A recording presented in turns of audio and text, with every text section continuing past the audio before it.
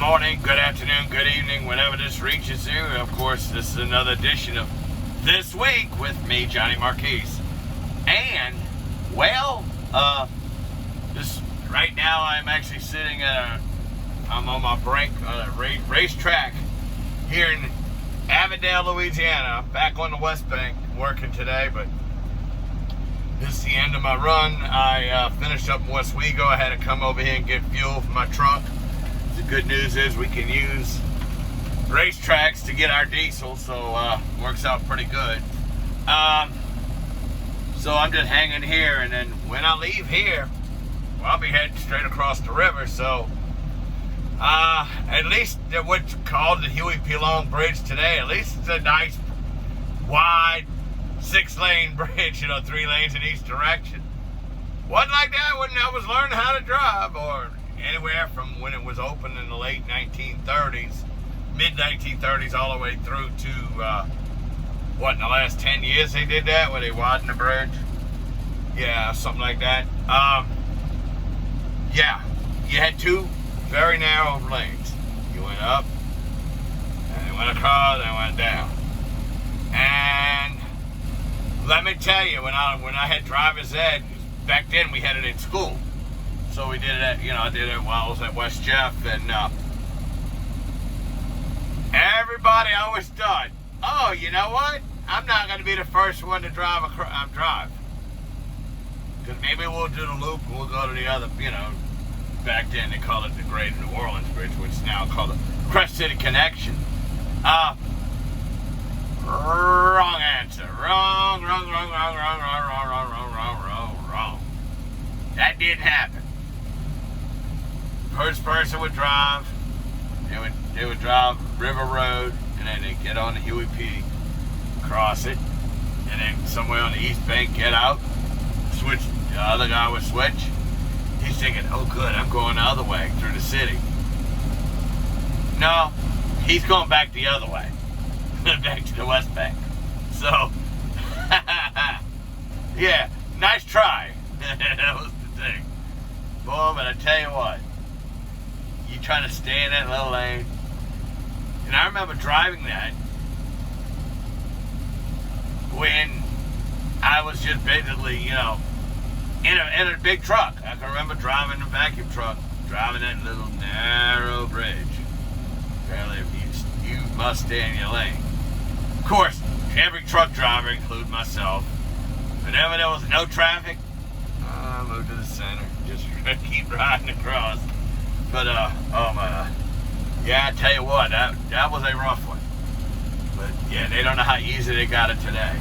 But, oh yeah, we had our reunion, and I tell you what, had a great time had by all, and anybody who didn't show up, you missed a good one. I'll just say that, you missed a good one. Everybody got along. But, we took a picture, probably near the end of the thing. And, everybody got in a group.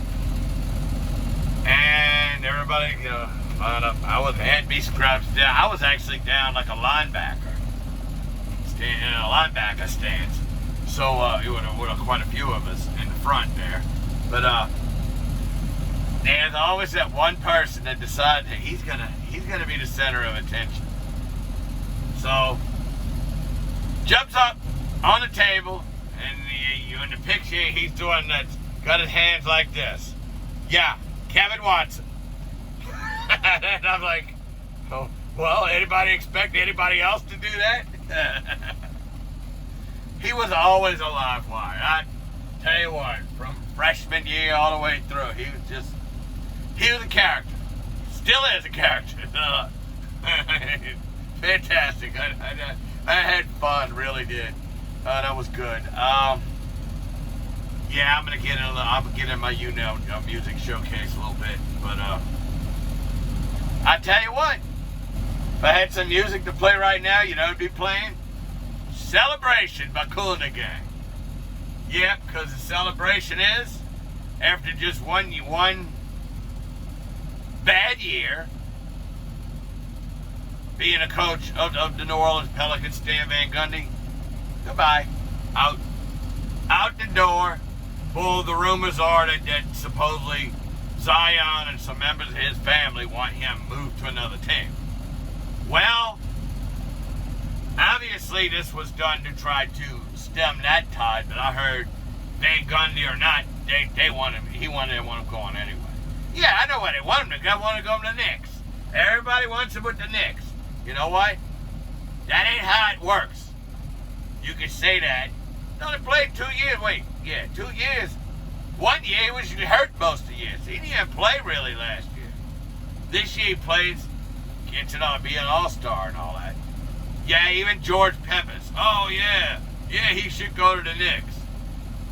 Well, let's see what happens. Hopefully they hire the right guy. I'm agreeing with my friend Brian Bienemy. I'm kind of looking. I would like to see it be Jerry Stackhouse. I like to see him get a good shot. He may be the type of guy that can talk Zion and them. Hey, stay here. We got you. Let's try it my way. So, but I think this is the last chance. Regardless, it's the last chance. If they don't get it right this time and hire the right guy and things don't go right, yeah, and I see Zion being a Knick before long. But George Peppers and all you New York Knicks fans, he ain't coming to you cheap. Somebody big is going to have to come in his place. One of your big names that you're going to try to, oh yeah, we're going to try to keep him and pair him up with Zion. No. No. Wrong answer. Somebody that's valuable on that team coming to this team. Whether you like it or not. There ain't no way you're just going to give the guy away. No. That ain't going to happen. So just give up on that idea. That's not going to happen. So, whatever. But, yeah. It was a mistake when they hired the guy. And I even said it. I'll give him a chance. But I wasn't in favor of that hire in the first place. So that's 2 in a row now that I wasn't in favor. Well, I wasn't in favor of them getting rid of Bonnie Williams in the first place. I think that was a boneheaded move. So you don't beat the team that goes on to beat the NBA champions. You don't beat the Golden State Warriors. So you fire the man? Anybody see what he's doing with Phoenix? Anybody? Bueller? Anybody? No. He should have been let go in the first place. Then they shouldn't have hired Alvin Gentry. I think that boneheaded move was what sent AD out of here. But now, oh boy, this Van Gundy. And Van Gundy, I don't know. I said, well, maybe the game passed him by, like, and I did say that. Sort of like what happened with Mike Ditka when he tried to coach the Saints. So, whatever. But let's see what happens. Let's see who they do hire. I don't think they're going to waste a lot of time because they did all that legwork. They did all the interviewing and all that stuff last time.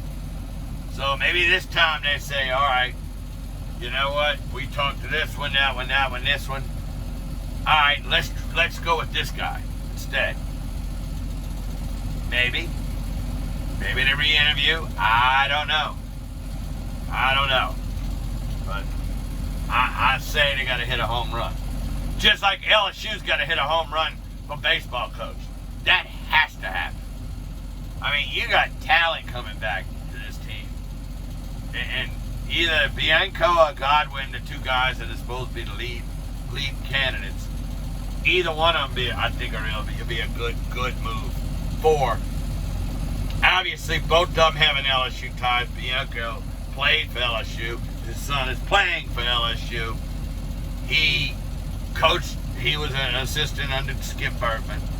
Godwin was an assistant under Maneri, not only at Notre Dame, but at LSU at the beginning. And, obviously the recommendation was for Godwin to get the job at East Carolina. But you can count on this.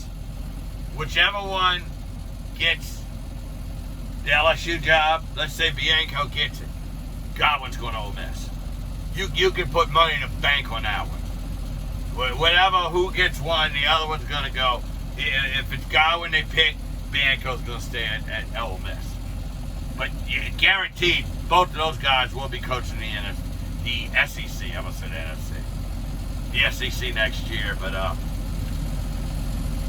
before I move on to the YouNow music showcase, the open mic I'm doing this Saturday. Before I move on to that, I'm just going to say one more thing, and this is the last thing I'm going to say about this Jameis Winston versus Taysom Hill thing. If this was an actual competition, if it was dead neck and neck between these two, wouldn't the receivers had went and worked out with both of them? Wouldn't they have? All the receivers and Adam Trotman, the one in the tight end, yeah, the one that was drafted, the one that was drafted last year. He's now the top guy. But who did they go train with? They all went down to Tampa and trained with Jameis Winston. Did any of them go train with Taysom Hill? No. Nobody went out to Utah and trained with him. Nobody on this receiving core. So, if that isn't an indication of who is going to get it, well, then, alright, keep going, keep thinking it's a true competition. You know? Anyway, and it may be, maybe way off base. Maybe it is still a competition, even though I'm guessing the receivers voluntarily went out there. I don't think they were told to go out there. I think they went out there on their own volition. So, thinking that, okay, maybe they're thinking like I'm thinking. But rest assured, I'll tell you this, and I'll say this true as I can say this. Ian Book wasn't drafted for nothing. There's elements of his game that I'm sure Sean Payton looked at and said, you know what? Reminds me a lot of Drew. And he does. And I'm going to tell you, when he willed his way, when he willed his team down to victory in that bowl game against LSU, 2018, I'm going to tell you right now, that's what was probably brought up in Sean Payton's head. But I think eventually Ian Book's going to be the guy. You know, remember, both Jameis and Taysom only got contracts for this 1 year. So, remember that. Right, Taysom's got one remaining, and Jameis signed one. Okay, alright. YouNow Music Showcase. My 4-hour open mic stream that I'm doing Saturday starting at 11 a.m. Eastern. I want everybody that sings or dances or tells jokes or whatever. If you got talent and you're on YouNow, come by. We will open it for anybody. Anybody. Poetry, whatever. Saxophone playing, singing, whatever. It's a benefit that I'm I'm putting together because I want to send money I want to send some money to UC Davis Health, and it's their Mind Institute. They are making some strides for what I'm hearing as far as with autism research. So, you know, they're making some big strides, and then I really would like to do something, and I figured, well, that's what I would do.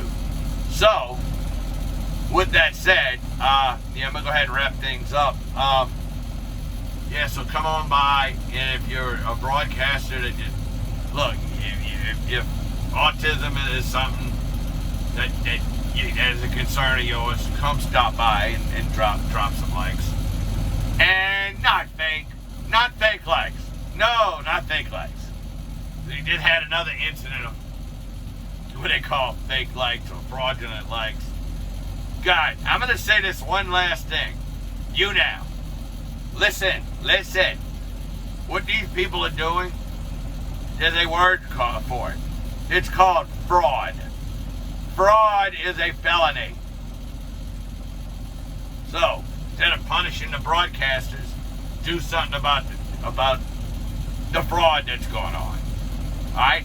Well, with that, I'm going to get on out of here. And, well, as I always say, God willing, I'll talk to y'all again in a little while. Bye.